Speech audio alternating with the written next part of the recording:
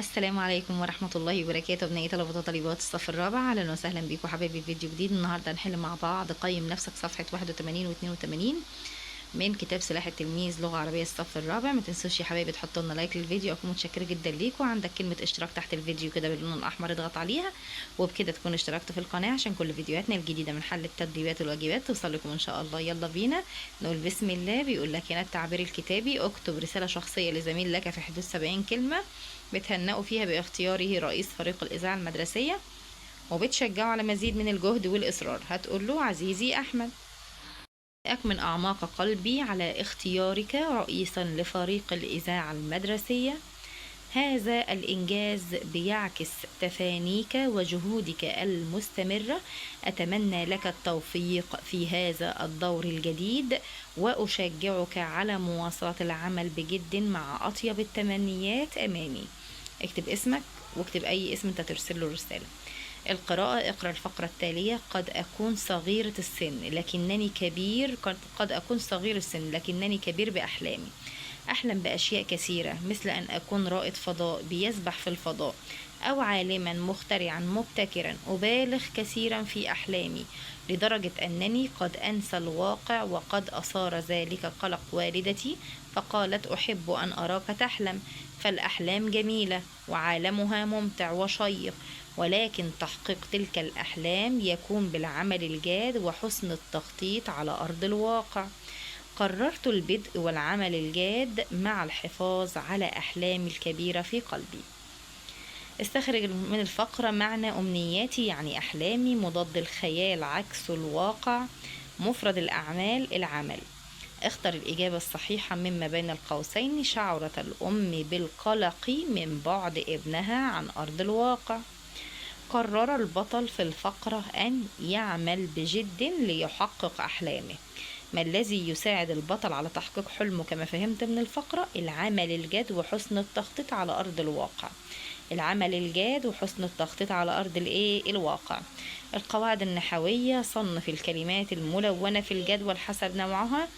بيقول لك كلمة برامج، هتقول له هنا، بيقول لك هنا يا بطل طلع لي المفرد والمثنى والجمع. طيب أنا عندي، هقرأ الأول الفقرة كده: أحلم أن أكون مبتكرا لبرامج جديدة. أنا عندي برامج دي جمع. طيب بتساعد الناس في الحياة وأن أحصل على جائزة. جائزة دي مفرد أهي. طيب أنا عندي كلمة أمنيتان دي مثنى. بوسيلتين دي برضو مثنى. وكلمة المؤلفات دي جمع مؤنث سالم آخرها ألف وتاء. وكلمة مجال دي مفرد. يبقى المفرد هتقول له كلمة جائزة وكلمة مجال. طيب المثنى ايه اللي بيكون آخره ألف ونون أو ياء ونون؟ يبقى أمنيتان أو وسيلتين. الجمع كلمة برامج وكلمة المؤلفات. القواعد الإملائية: اختر الكلمة الصحيحة مما بين القوسين. تحكي جدتي، هتقوله للأطفال اللي هي الثانية دي. قصص جميلة وممتعة مليئة بالدروس الأولى. الباء حرف جر متصل بالاسم. كالأزهار، أنا قلت لك الباء والكاف والفاء بتتصل بالاسم وبتتصل بالكلمة اللي فيها ألف. الألف مش بتتحسب، إنما اللام ده هي بس هي اللي بتتحسب. وكلمة بالفطولة. بكده حلنا صفحة 81. يلا بينا على صفحة 82 يا حبايبي، يلا بينا. متنسوش يا أبطال حطوا لنا لايك للفيديو، أكون متشكرة جدا ليكم. التعبير الكتابي: اكتب رسالة إلى شخصية أنت اتعلمت منها الإصرار على تحقيق النجاح في حدود 70 كلمة. هتقول له: عزيزي ماجد، وليكن أي اسم. أردت أن أشاركك رسالة أتمنى أن تكون محفزة لك. الإصرار هو المفتاح لتحقيق النجاح. كل خطوة تخطوها نحو هدفك بتقربك أكثر من تحقيق أحلامك. لا تدع العقبات تعيقك، بل استخدمها كفرص للتعلم. كن قادر. أتمنى لك التوفيق في مسيرتك. محمد فاروق أو أي اسم. طيب هنا بيقول لك مصممين بمعنى مصرين. أنا مصممة على الحاجة دي يعني مصر عليها. لا يمكن تحقيقه يعني الحاجة المستحيلة. طيب صح وخطأ: بدأت نجوى إبراهيم مسيرتها من الإذاعة المدرسية. صح. قدمت فضيلة توفيق برنامج شهير بعنوان ماما نجوى. خطأ. طيب كيف يستطيع المبدعون تحقيق أحلامهم؟ هتقوله: بالإصرار والعمل الجاد وعدم الاستسلام. بالإصرار والعمل الجاد وعدم الاستسلام.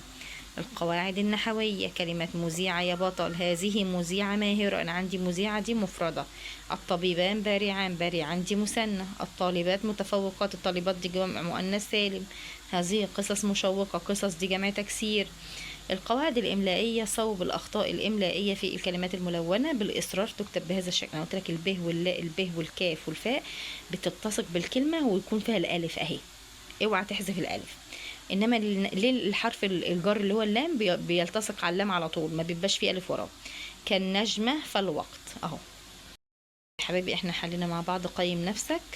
اتمنى تكونوا استفدتوا من الفيديو. ما تنسوش يا حبايبي تحطوا لي لايك للفيديو واشتركوا في القناة عشان كل فيديوهاتنا الجديدة ان شاء الله توصل لكم من حل التدريبات والواجبات. ربنا ينجحكم جميعا يا رب. مع السلامة.